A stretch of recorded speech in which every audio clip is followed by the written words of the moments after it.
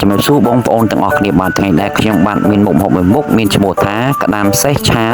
ផ្អែមប្រៃម្រេចទុំបាទសូមទស្សនាទាំងអស់គ្នាបាទគឺបានធ្វើការថតជាយូរ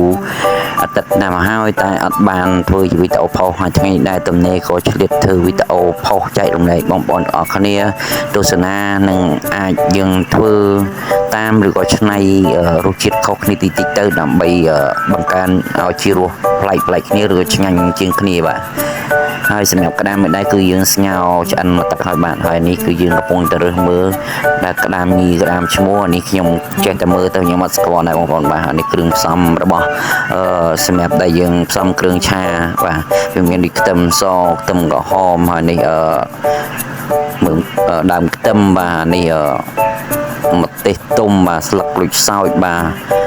មានទាំងរំដេងដែរដែលខ្ញុំអត់ទាន់បានបង្ហាញបងប្អូនឥឡូវចាប់ដើមកាត់វាតាមប៉ិតក្តាមហ្នឹងហើយដៃក៏បានតែគ្រាន់នេះជា style បាទតាមប៉ិតគ្មាន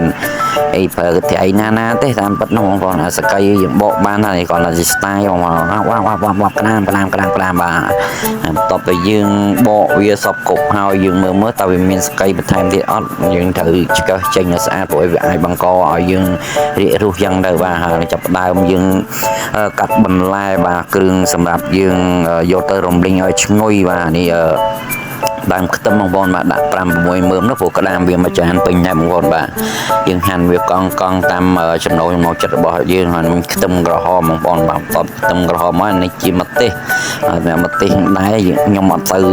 ជាហិលខ្លាំងប្រហែលទេតែបើសេកក៏ចូលចិត្តបាទយើងហាន់ជាចង្វាបងប្អូនចង់ហាន់ជាកង់ខ្លីក៏បានហើយសម្រាប់ខ្ទឹមសបងប្អូនចង់ដំវាបំបែកល្មមក៏បានបាទហើយនេះគ្រឿងផ្សំដែលយើងបានរៀបចំហើយបាទហើយយើងទុកដាក់ម្លេះយើងដាក់ភ្លើងឈុលដល់ម៉ឹងដាក់ប្រេងឆាមកមើលប្រេងឆាយើងចាក់គ្រឿងចូលផាច់បាទបន្ទាប់មកយើងរំលីងវាមានក្លិនឈ្ងុយ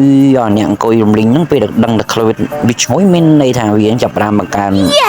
ក្លិនហើយអញ្ចឹងចាប់ផ្ដើមដាក់ក្តាមចូលផាច់បាទដាក់ក្តាមចូលផាច់បង់គ្រឿងចាក់ទឹកត្រីបាទទឹកត្រីស្ករវិចេងម្សៅស៊ុប